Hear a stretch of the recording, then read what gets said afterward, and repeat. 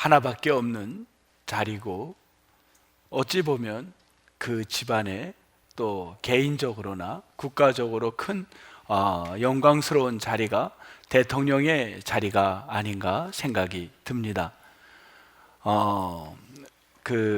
우리 노태우 대통령이 대통령이 되어서 이제 그 일을 다 마치고 사저로 들어갈 때 많은 사람들이 방송에 보면 환영한다고 그 동네 사람들이 플랜카드를 걸고 그를 웰컴했던 걸 봅니다.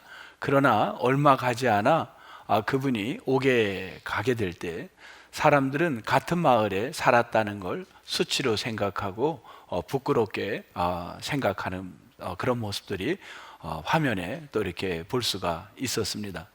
1945년 우리나라는 이제 일본에 우리가 많은 어려움을 당하고 있을 때 히로시마에 원자 폭탄이 터지면서 일본이 무조건 항복을 하게 됩니다. 그 당시 미국 하와이에서 독립운동을 펼치던 이승만 박사가 이제 우리나라가 해방이 되면서 많은 사람들의 그 환호를 받으며 대한민국으로 들어옵니다. 들어와서 1948년에 국회의장을 거치면서 바로 더군다나 그분은 뭐가 붙었냐면 초대라는 게 붙었습니다. 초대 대통령으로 48년에 취임하게 됩니다. 대단한 거죠. 초대 대통령이 된다는 건. 그리고는 13년 동안의 대통령직을 감당하게 됩니다. 그리고 그는 마지막에 그만 이제 미국으로 하와이로 이제 그가 갈 수밖에 없는, 망명 갈 수밖에 없는 상황으로 가게 됩니다. 참 안타까운 일이죠. 그곳에 가서 그가 고국을 들어올 수 있었던 건 죽어서 돌아왔습니다.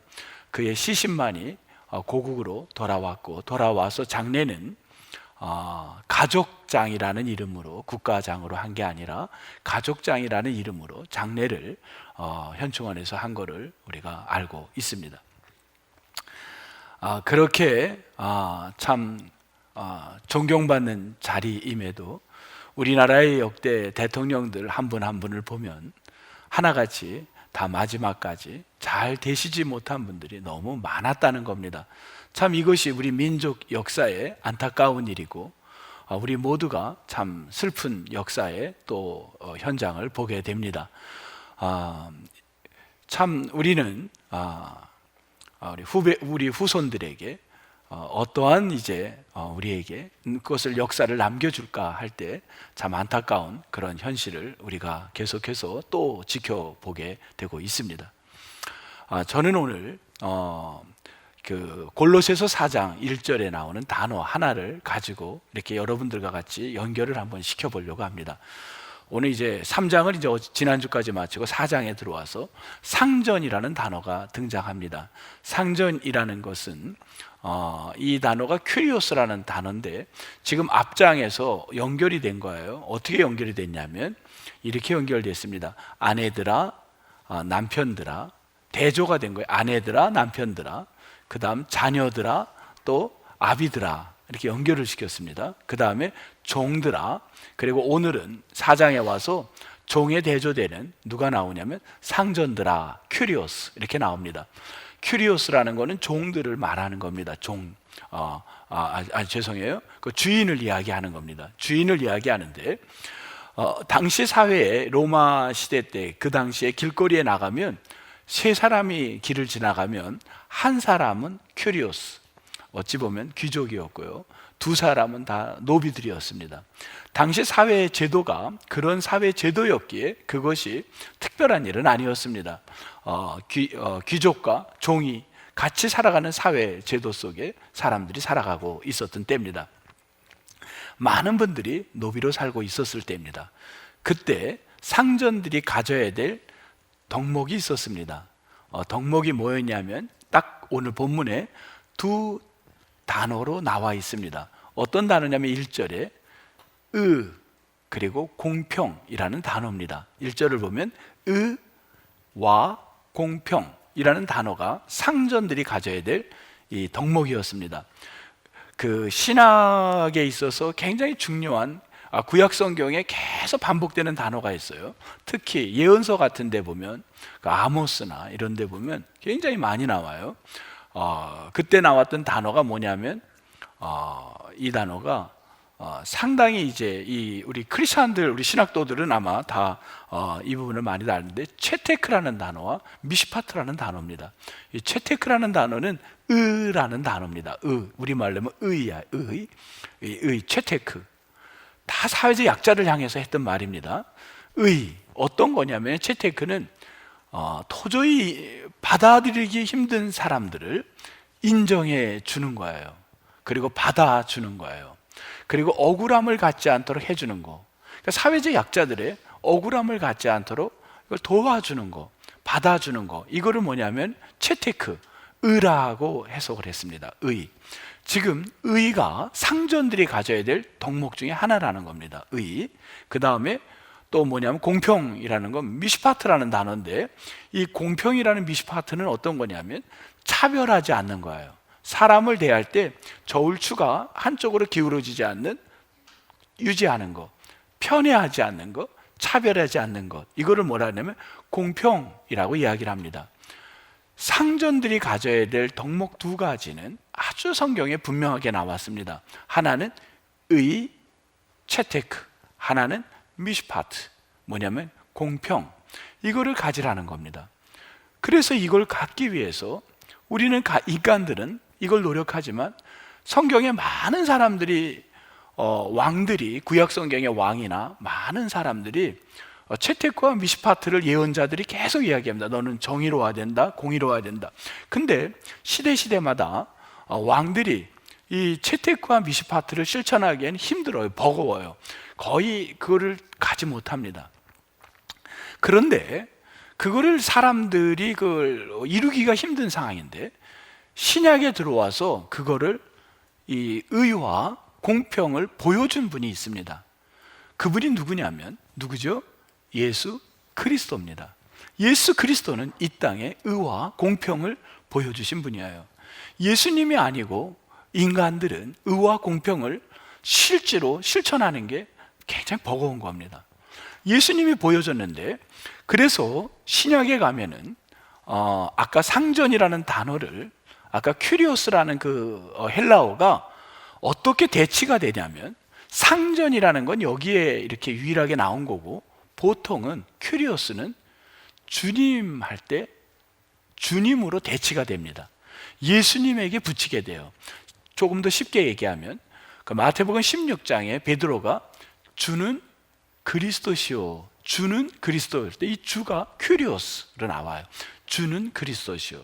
그러니까 상전이라는 게 여기에는 상전으로 나왔지만, 다른 데 보면 인간의 상전은 인간에게는 그 단어를 붙이기가 힘들다는 거예요. 그래서 예수님에게만 이 단어를 붙이게 됩니다.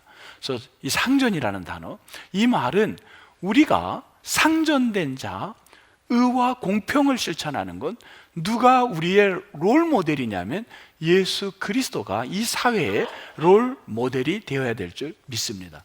우리 사회에 예수 그리스도가 이 부분을 보여주신 분이에요. 그래서 수많은 우리 세상의 사람들, 앞으로 등장할 수많은 상전들, 수많은 리더들은 끊임없는 시대의 변함없이 우리의 롤 모델 되시는 분은 기독교가 제시해주고 있는 겁니다. 예수 그리스도가 우리의 상전될 자의 롤 모델이 될 줄 믿습니다. 그럼 우리는 이 일을 위하여 뭐를 해야 되냐면 2절에 보면 기도하라는 겁니다. 여러분, 우리가 기도하지 못한 게 우리의 어리석음이요 부끄러움이었는지 믿습니다. 우리가 기도해야 되는 겁니다. 오늘 2절에 뭐라 그러냐면 기도를, 이제 기도가 주어로 이제 바뀌는 겁니다. 기도라는 걸 상전을 위해서 기도해라는 겁니다. 그러면 기도를 어떻게 하느냐? 기도를 어떻게 하느냐가 이제 오늘 이 말씀의 2절에 나온 거예요. 첫 번째, 기도를 어떻게 하냐면 계속하여 기도하라는 거예요. 1번, 계속해서. 여러분, 계속해서라고 우리가 우리말을 읽으면 우리 머릿속에 어떤 게 떠오르냐면요, 계속해서 기도하라 그러면 어떤 게 떠올라요? 타임이 떠올라요. 타임. 얼마나 시간을 두고 기도하는가, 얼마나 기간을 두고 기도하는 걸 계속이라는 걸까, 이런 게 떠올라요. 예를 들어 보겠어요. 제가 저희 부모님과 저희 가족이 식사를 이제 나갔어요. 식사를 갔는데 기도를 어머님에게, 이제 어머님이 잘 요새는 귀를 못 들으세요 많이. 그래서 이제 어머님에게 기도 부탁을 해서 어머니 기도를 해주세요. 그러니까 크게는 기도 안 하셨어요. 뭐 귀가 잘 안 들리면 크게 하는데 그분은 크게는 안 했어요. 조그맣게 기도를 했고 테이블에 저희만 이제 듣기를 했어요. 그것까지는 좋은데 저희 어머님이 그날 기도를 하시는데 저는 그날 점심을 같이 먹는데 점심 못 먹는 줄 알았습니다. 왜냐하면 끊이지가 않는 거예요. 계속 하는 거예요. 뭐 누구네 집, 뭐 누구, 저 미국에 있는 누구 하면서 기도를 하는데 거의 새벽 기도 수준으로 그냥 계속 하는 거예요. 근데 이게 계속해서가 아닌 거예요. 그러니까 지금 어머니가 이 설교를 들을 텐데 그렇게 하면 안 되시는 거예요. 네. 그건 안 되는 거예요. 그러니까 그건 뭐냐면 아주 그냥 막 하는 거죠. 그냥 오래 하신 거예요. 그러니까 계속해서 하라는 거는 이런 기도를 말하는 건 아니에요. 계속해서 기도하라는 거는 이건 뭘 의미하냐면요, 계속한다라는 말은 뭐냐면 마음과 그 다음에 또 시간, 물질, 온 정성을 우리가 뭐 하냐면요, 다 쏟아내는 거예요. 다 쏟아내는 거예요. 정말 헌신을 다하여 쏟아붓는 마음으로 기도하는 거예요. 그러니까 계속하라는 걸 그냥 우리말로 번역을 그렇게 한 거지, 뜻은 쏟아부으라는 거예요. 내가 쏟아붓고 기도를 했느냐, 이게 계속해서 기도하라는 거예요. 두 번째는 어떤 단어냐면요, 깨어 기도하라, 이 단어입니다. 이 단어도 많이 이제 오해를 할 수가 있어요. 깨어 기도하라는 게 어떤 케이스에 이제 오해가 되냐면요, 우리가 그 마태복음 26장 41절에 보면 예수님이 제자들하고 겟세마네 동산에 기도하러 가십니다. 그리고 기도를 하시는데 제자들이 저만치에서 뭐라고 했냐면요, 이제 주무셨나 봐요. 그랬더니 예수님이 제자들에게 뭐라 그러냐면 이렇게 얘기를 했어요. 시험에 들지 않게 뭐라 그랬었나요? 깨어 기도하라. 이때 이 깨어 기도하라는 건 뭐예요? 졸지 말라. 우리는 그렇게 해석을 해요. 지 않습니까? 졸지 말라, 주무시면서 기도하지 말라고 해석을 해요. 근데 그런 의미는 아니에요. 깨어 기도라는 거는 뭐냐면 잠자지 말라는 게 아니라, 이 말은 졸지 말라는 게 아니라 집중해서 기도하라는 거예요. 집중하라는 거예요. 그러니까 두 가지가 오해를 하고 있는 거예요. 온 마음을 다하여 쏟아붓는 마음으로 어떻게 기도해라? 집중해서 기도하라는 거예요. 근데 집중하지 않으면요, 시험 든다는 거예요. 그 마귀가 우리 마음에 찾아와요. 이제 케이스를, 아까 어머니를 망가뜨렸으니까 이제 제가 좀 망가져야 될 차례 같아요. 제가 고백을 한다면 월요일마다 이제 기도를 해요. 우리가 새벽에 이렇게, 아마 내일도 기도할 거예요. 새벽에 요 기도를 똑같이 할 거예요. 그때 여러분이 저를 보고 씩 웃을 것 같은 걱정이 생겨요. 뭐냐면 월요일 아침마다 제가 무슨 기도 제목을 내놓냐면, 혹시 무슨 기도 제목 내는지 아시나요? 예? 나라를 위해서 기도해요. 그리고 또 뭘 기도하나요? 나라를 위해서, 그 다음에 통일을 위해서 기도를 해요. 북한의 통일을 이루게 해달라고. 근데 입으로는 북녘 통일을 위해서 기도합시다 하지만 제 머리에서는요, 이성이 어떤 게 컨트롤이 작업이 되냐면, 제가 하지 말라고 그렇게 말을 해도 제 뇌에서 그거를 작업을 해버리는 거예요. 무슨 작업을 하냐면, 통일이 과연 되겠니 지금, 그런 생각이 들어와요. 이거 굉장히 불편한 진실입니다, 여러분. 그러니까 이제 제 이성에서 통일이 과연 기도한다고 되겠는가, 이게 이제 찾아오는 거야. 근데도 저는 월요일마다 되면 뭐라 그러냐면, 우리 성도님들에게 나라를 위해서 기도하고 통일을 위해서 합심하여 기도합시다 주여 하고 기도한단 말이에요. 제 머릿속에서는 통일이 되겠니? 하고선 있단 말이에요. 그거가 뭐냐면 집중하지 못한 거예요. 제가 잘못된 기도를 하고 있는 거예요. 왜? 그거는 우리가 생각이 분산된 거예요. 근데 사탄은 꼭 그럴 때 틈타는 거예요. 그래서 우리가 어떤 주제를 갖고 차라리 안 하면 안 했지, 만약에 어떤 주제를 한다면 그것을 이루어질 거를 집중해서 기도해야 된다는 거예요. 그게 저의 부끄러움을 말씀드린 거예요. 이제 여러분들은 아주 불편하게 쳐다보셔서 그런데 여러분은 어떠세요? 여러분들도 그런 게 있나요? 있다고 하세요 좀. 네, 없어요? 네, 있죠. 네, 있죠. 네, 고맙습니다. 네, 그래서 우리가 다 이렇게 인간들은 이게 참 약한 거예요.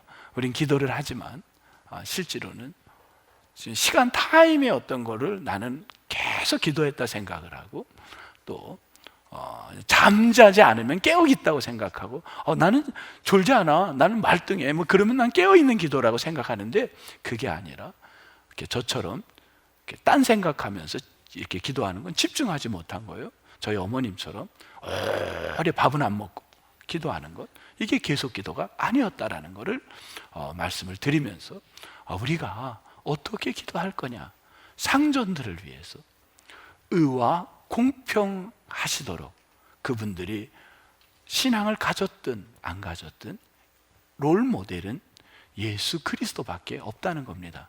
그분을 우리가 본받아 우리의 상전들이 의와 공평을 실천하며 살아가도록 우리의 할 일은 그분들이 그런 상전이 되도록 여러분의 기도의 책임이 있을 줄 믿습니다. 우리가 잘못한 일부분이 있는 겁니다. 우린 기도하지 못하지 않았습니까? 우리가 나라의 상전들을 위해서, 우리의 가정의 상전을 위해서, 내 직장의 상전을 위해서 내가 기도하지 못했다면 하나님, 내가 이제 새롭게 깨달았습니다. 내가 기도하겠습니다. 이러한 오늘 골로새서의 이 바울이 들려줬던 말씀이 우리에게 이 말씀이 꼭 들려지면 좋겠습니다. 그 다음에는 3절에 가면 이제 완전히 새로운 이제 문장이 나와요. 또 하면서 완전 바뀝니다. 또 뭐가 바뀌냐면 우리를 위하여 기도를 이제 우리를 위하여 기도하되, 이 우리는 누가 들어가 있냐면 바울이 들어갔고 바울과 함께하는 복음 사역자들입니다. 사역자, 우리는 보통 성도가 목회자에게 기도 부탁하는 게 일반적인 관례죠. 자녀가 부모님에게 기도해 달라고 하는 게 관례인데, 오늘 바울은 뭐라 그러냐면 목회자가 성도에게 기도 부탁을 하는 겁니다. 기도 부탁을 하는 거예요. 근데 그 기도 부탁이 어떤 기도 부탁이냐면 다른 기도 부탁이 아니에요. 내가 오래 살게 좀 해줘, 이 기도 부탁은 아니잖아요. 무슨 기도 부탁이냐면 문이 열리도록, 그 다음에 보니까 뭐라 그랬죠? 전도할 문을 열어달라고. 바울처럼 전도를 많이 하는 분이 어디 있습니까? 근데 바울은 전도할 문을 열어달라고 기도해 달라는 거예요. 이 전도할 문이라는 거는 뭐냐면 말씀인 거예요. 말씀이 열려지도록, 내가 복음의 말씀이 열려지도록 기도해 달라는 거예요. 그러면 그 복음의 말씀이 어떤 복음의 말씀이냐면 그 다음에 보니까 비밀이라는 게 나와요. 비밀. 이 비밀은 모든 사람이 아는 게 아니에요. 특별한 사람이 알고 해석하는 거예요. 모든 사람이 알 수가 없어요.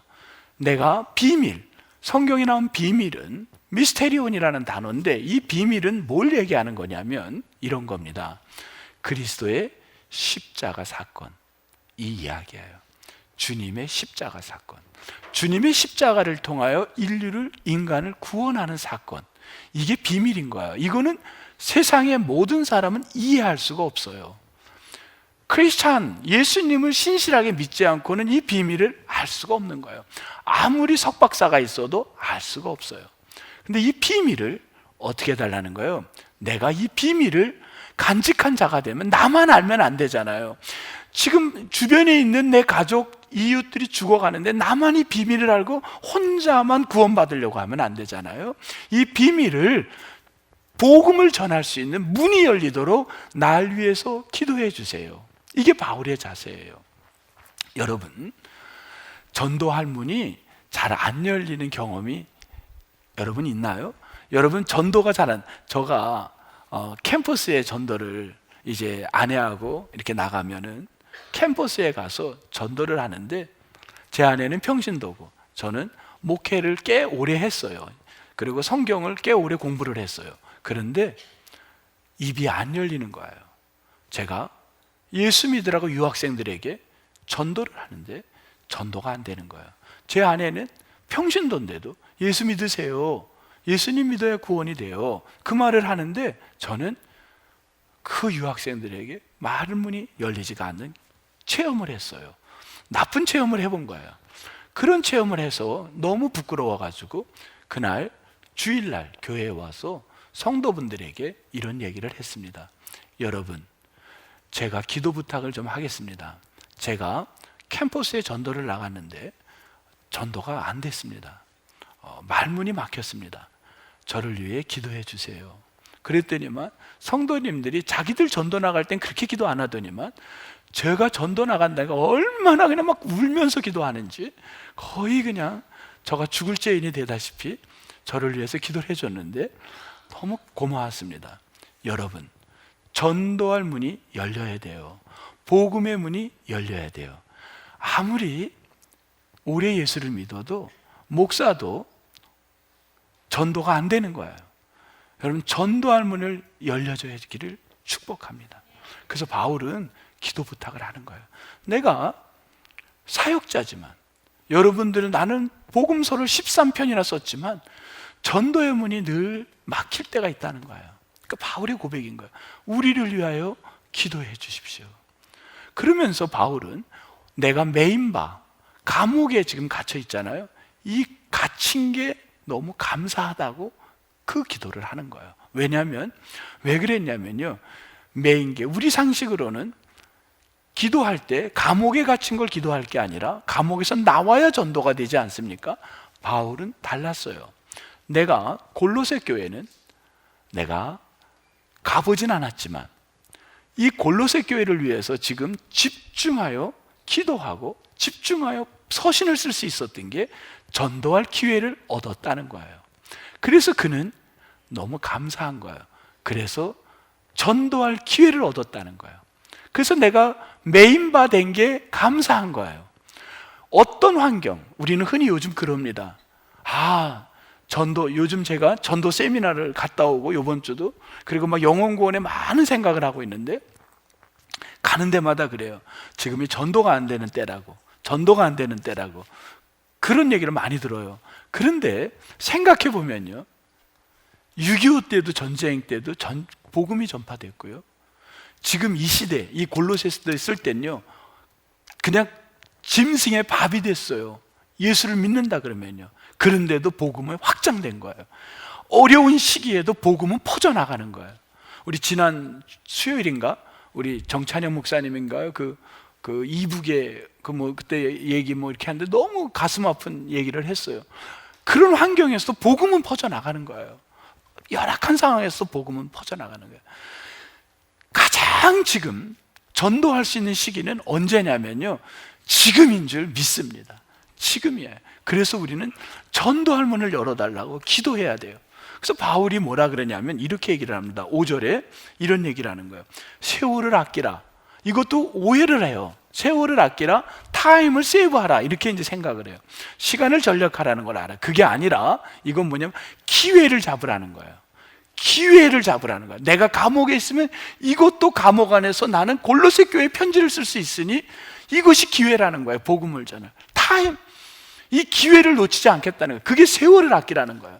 여러분이 지금 어떤 직장에 갔는데 그 직장에서 힘들어도요, 그 직장이 기회가 되세요. 복음을 전할 기회가 되시고, 내가 어떤 집에 결혼을 갔는데 너무 힘든 환경이라면 그곳이 복음을 전할 기회가 되고, 어떤 분은요 병원에 입원해 계시는데 그분을 갔더니만 그분 옆에 있는 침대에 있는 분들을 전도하고 있었어요. 병실에서도 타임, 기회를 잡으시기를 바랍니다. 기회를 잡아야 되는 거예요. 그게 세월을 아끼라는 거예요. 여러분, 기회를 잡아 영혼 구원을 위하여 여러분 나가도록 기도하시기를 축복합니다. 그 다음 말씀은 뭐냐면요, 6절에 이런 말이 나와요. 소금이라는 말이 나와요. 아니 도대체 무슨 소금으로 마슬렘과 같이 너희 말을 해라, 이게 맛깔스러운 말을 하라는 건가? 이렇게 되잖아요. 소금을 간 내듯이 말을 해도 좀 맛있게 아주 잘하는 말쟁이가 되라는 건가? 라고 생각할 수 있어요. 그거 아니에요. 기독교의 복음이 이렇게 값싸지 않아요. 말쟁이 되라고 쓴 거 아니에요, 바울이. 왜냐하면 당시 사회는요 소금이 너무 비쌌어요. 흔하게 소금을 먹을 수 있는 사회가 아니에요. 여러분 집에 소금 있나요? 혹시 없어요? 소금 있어요? 소금이 금값이에요. 당시 사회는 소금이 금값이었습니다. 여러분은 지금 너무 잘 사는 거예요. 금을 먹고 온 거예요. 금을 뿌린 거예요, 여러분. 믿지를 못하시네. 너무 값진 겁니다. 이걸 지금 시대가 이렇게 변한 거예요. 아마 천국 가면 지금 여러분이 귀하다는 게 아마 우리 소금 먹듯이 편할 거예요. 그렇지 않습니까? 이 소금이 너무너무 황금 같은 것이었어요. 소금으로 간을 내듯 너희들의 말이 황금 같은 말이 있다는 거예요. 어떤 말이 황금과 같은 말일까요? 어떤 말이 황금과 같은 말일까요? 무슨 말일까요? 말을 잘하는 걸까요? 아니에요. 비밀을 말하는 말이라는 거예요. 그 비밀을 풀어주는 말인 거예요. 그 비밀은 무슨 거예요? 예수 그리스도의 십자가의 사건, 캐리그마 복음을 말하는 거예요. 영혼 구원을 위해서 외치는 말이에요. 전도하는 말이에요. 예수 믿으라는 말이에요. 그 말이 황금과 같은 말인 줄 믿습니다. 그러면 여러분, 이번 한 주 동안 여러분의 하나님이 주신 황금과 같은 말을 얼마나 황금을 나눠줬어요?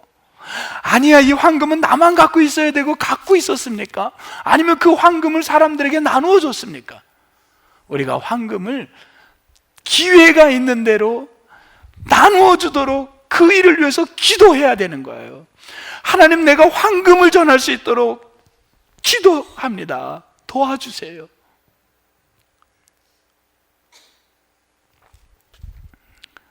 우리 교회가 법인을 이제 하고 어느 기관을 수탁을 했는데, 거기 기관에 있는 직원분이 여직원이신데 교회를 안 다녔어요.